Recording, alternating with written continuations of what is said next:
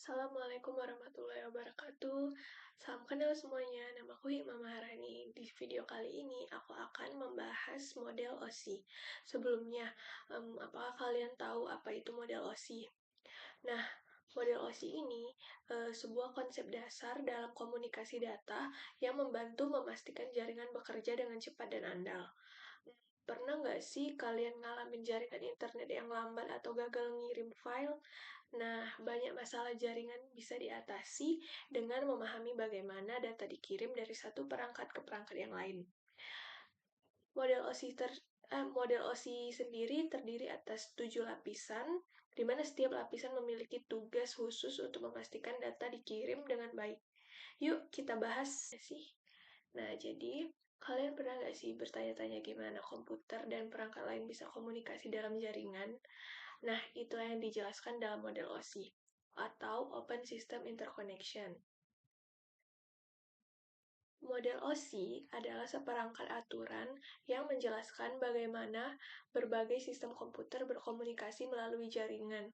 Model OSI dikembangkan oleh International Organization for Standardization atau ISO. Model OSI terdiri dari 7 lapisan dan setiap lapisan memiliki fungsi dan tanggung jawab tertentu. Jaringan memungkinkan komputer berkomunikasi dan berbagi informasi satu sama lain, baik secara lokal maupun global. Model OSI sendiri membantu berbagai perangkat dan teknologi berkomunikasi dengan struktur yang jelas untuk transmisi data, serta pengelolaan masalah jaringan. Tujuannya adalah untuk memastikan sistem jaringan yang dapat dioperasikan bersama oleh berbagai vendor dan pengembang perangkat lunak. Meskipun awalnya dirancang untuk menggantikan standar komunikasi sebelumnya, kini model OSI lebih berfungsi sebagai referensi untuk memahami komunikasi jaringan heterogen. Pendekatan berlapis dalam model OSI membagi fungsi komunikasi ke dalam beberapa lapisan, di mana setiap lapisan memiliki tugas spesifik dan bekerja secara bertahap dengan lapisan di atas dan di bawahnya. Gimana sih cara model OSI bekerja? Nah, setiap kali kamu ngirim data, pesan tersebut melewati 7 lapisan atas ke bawah.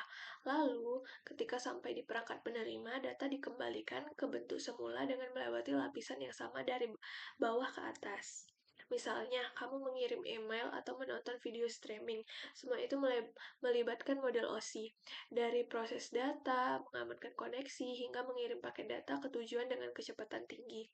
Jadi, bisa dibilang model OSI adalah peta jalan komunikasi digital, memastikan semuanya berjalan dengan lancar.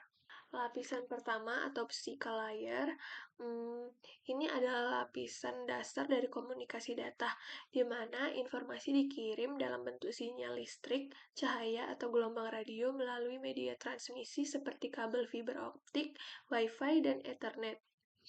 Manfaatnya bisa mendefinisikan spesifikasi listrik dan fisik dari koneksi data, menentukan hubungan antara perangkat dan media transmisi fisik, misalnya kabel tembaga atau serat optik.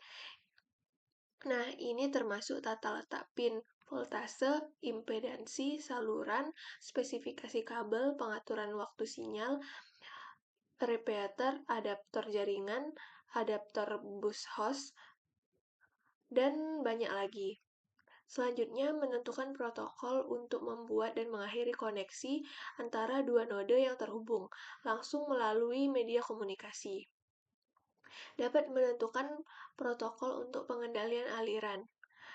Dan terakhir, untuk mendefinisikan protokol untuk penyediaan koneksi antara dua node yang terhubung langsung dan modulasi atau konversi antara representasi data digital dalam peralatan pengguna dan sinyal terkait yang dikirimkan melalui saluran komunikasi fisik.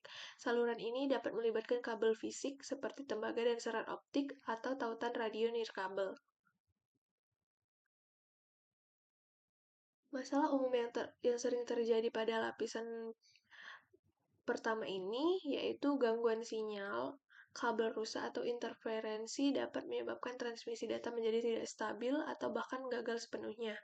Hal ini bisa terjadi akibat faktor eksternal seperti cuaca buruk, medan elektromagnetik dari perangkat lain, atau kualitas kabel yang buruk.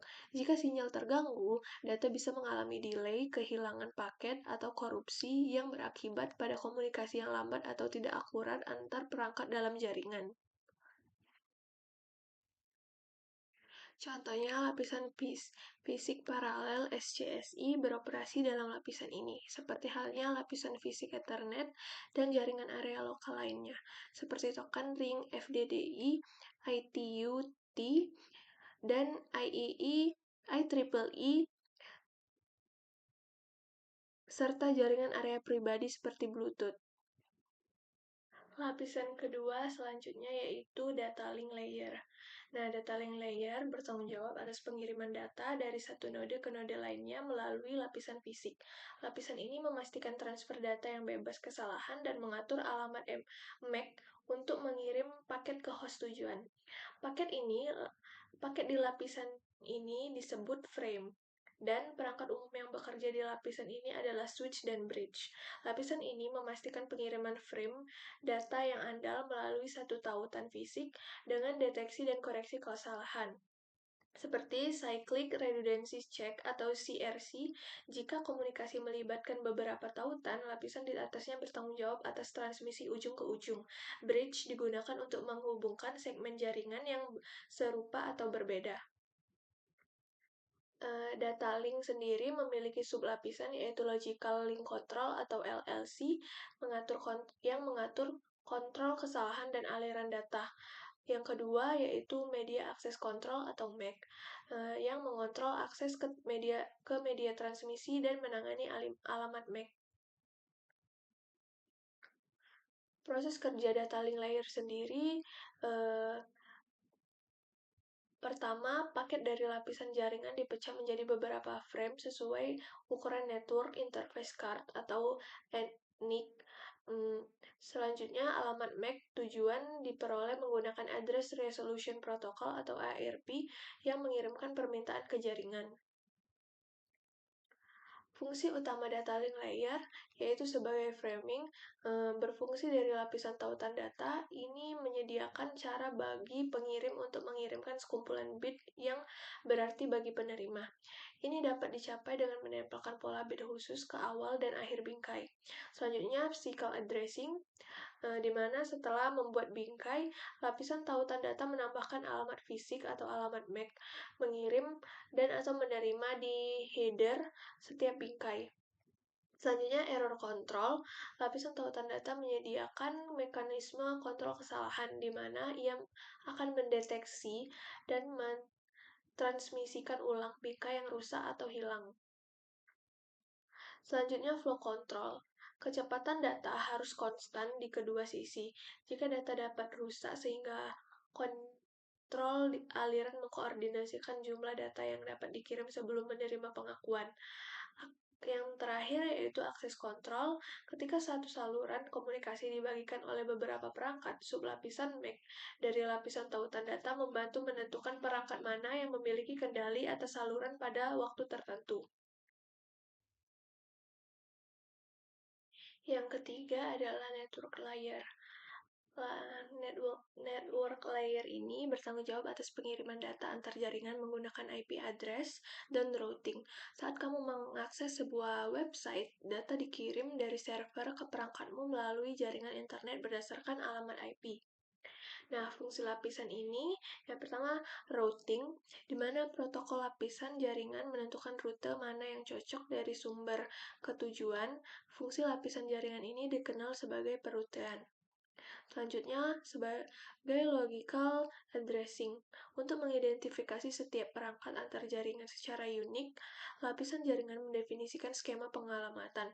Alamat IP pengirim dan penerima ditempatkan di header oleh lapisan jaringan. Alamat seperti itu membedakan setiap perangkat secara unik dan universal. Data dikirim dalam bentuk data. Selanjutnya, pengalihan data. Data dikirim dalam bentuk datagram yang bisa difragmentasi dan dikirim melalui jalur berbeda, lalu disusun kembali di tujuan. Yang terakhir, pelaporan kesalahan. Jika ada gangguan dalam transmisi, sistem dapat mendeteksi dan mengatasi kesalahan. Contoh protokolnya yaitu IP versi 4 dan IP versi 6 yang mengatur alamat IP dan paket data. Yang kedua, ICMP atau Internet Control Message Protocol yang memberitahu tentang error dalam jaringan. Yang kedua, OSPF dan RIP menentukan jalur terbaik dalam routing.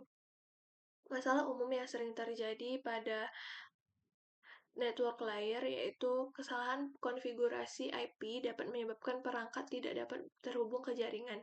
Jika routing tidak optimal, data bisa mengalami keterlambatan atau kehilangan paket.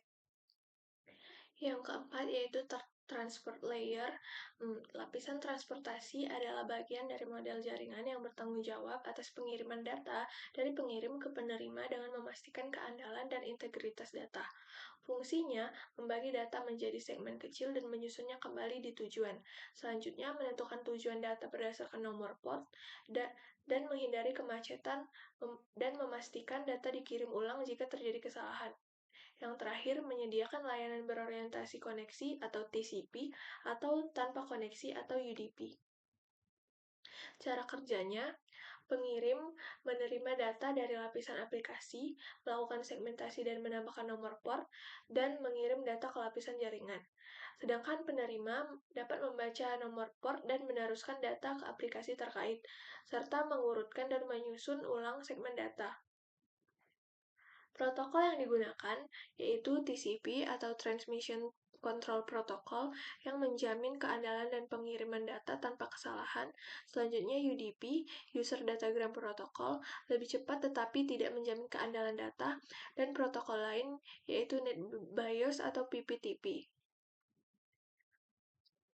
Selanjutnya, tantangan dalam lapisan transport atau transport layer. Seringkali transport layer mengalami paket loss atau kehilangan paket dalam transmisi. Selanjutnya, kemacetan jaringan. Terlalu banyak data masuk ke jaringan menyebabkan penurunan performa. Dan kontrol kemacetan. Transport layer dapat mengatur kemacetan pengiriman data agar jaringan tetap stabil. Yang kelima ada session layer. Nah, lapisan session sendiri bertanggung jawab atas pembentukan, pengelolaan, dan penghentian sesi komunikasi antara dua perangkat. Lapisan ini juga menyediakan layanan autentikasi dan keamanan. Protokol yang digunakan pada lapisan sesi antara lain NetBIOS dan PPTP. Fungsi utama session layer yaitu sebagai pembentukan, pemeliharaan, dan penghentian sesi. Selanjutnya, sebagai sinkronisasi data yang mencegah kehilangan data dengan checkpoint. Terus, kontrol dialog yang mengatur komunikasi half duplex dan full duplex.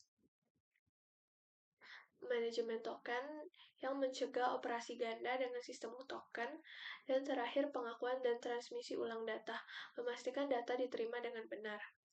Hubungan session layer dengan lapisan lain yaitu menerima data dari lapisan presentation dan menyediakan layanan ke lapisan transport. Dan sebagai session protocol data unit. Contohnya, seseorang pengguna ingin mengirim pesan melalui aplikasi Messenger di browser. Prosesnya, lapisan aplikasi Messenger menyediakan antarmuka bagi pengguna untuk membuat pesan. Selanjutnya, lapisan presentasi, di mana pesan dikompresi dan dapat dienkripsi jika bersifat sensitif. Selanjutnya, lapisan sesi membuka sesi komunikasi antara pengirim dan penerima, memastikan pesan dikirim dan diterima tanpa gangguan. Nah, jika terjadi gangguan, lapisan ini menggunakan sinkronisasi agar data tidak hilang. Selanjutnya, pada lapisan transport dan bawahnya, data dikonversi menjadi bit 0 dan 1 untuk dikirim melalui jaringan. Nah, layer keenam yaitu presentation layer. Lapisan presentation ini berfungsi sebagai penerjemah data antara aplikasi dan jaringan. Lapisan ini memformat, mengenkripsi, dan mengompresi data sebelum dikirim. Fungsinya eh, mengubah format data, misalnya dari ASCII ke ABCDIC. Selanjutnya, mengamankan data menggunakan enkripsi, misalnya TLS dan SSL, dan mengurangi ukuran data agar lebih efisien dalam transmisi. Cara kerjanya sendiri, data dari lapisan aplikasi dikonversi ke format standar. Jika diperlukan, data dienkripsi untuk keamanan. Data dikompresi agar lebih cepat dikirim melalui jaringan, dan selanjutnya data diteruskan ke lapisan session untuk diproses lebih lanjut. Contohnya saat mengubah format gambar JPEG dan GIF. Selanjutnya, enkripsi data saat transaksi online menggunakan SSL atau TLS. Dan terakhir, mengompresi file sebelum dikirim melalui email. Yang terakhir yaitu application layer. Lapisan application adalah tingkat tertinggi dalam model OSI yang berinteraksi langsung dengan pengguna. Lapisan ini memungkinkan aplikasi untuk mengakses layanan jaringan dan menampilkan informasi yang diterima. Fungsinya, eh, Network Virtual Terminal atau NVT memungkinkan pengguna masuk ke komputer jarak jauh. Selanjutnya, File Transfer Access dan Management atau FTAM yang memfasilitasi akses, pengambilan, dan pengelolaan file di komputer jarak jauh. Selanjutnya, Mail Service yang menyediakan layanan email. Dan terakhir, sebagai Directory Service yang menyediakan akses ke basis data global untuk informasi tentang berbagai objek dan layanan. Cara kerjanya sendiri, aplikasi pengguna mengirim permintaan melalui lapisan ini. Data dikonversi agar bisa dikirim melalui jaringan.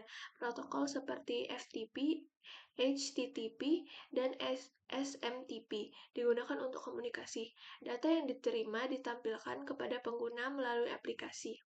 Contohnya, web browsing menggunakan HTTP dan HTTPS, email menggunakan SMTP, dan file transfer menggunakan FTP.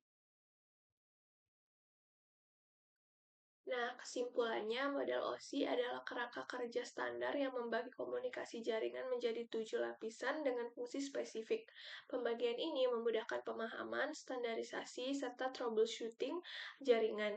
Selain itu, model ini memungkinkan interoperabilitas antara perangkat, mendukung skalabilitas teknologi, dan meningkatkan keamanan data melalui enskripsi serta autentikasi. Dengan struktur yang terorganisir, OSI memastikan komunikasi data berjalan efisien, aman, dan dapat diandalkan. Sekian penjelasan dari saya.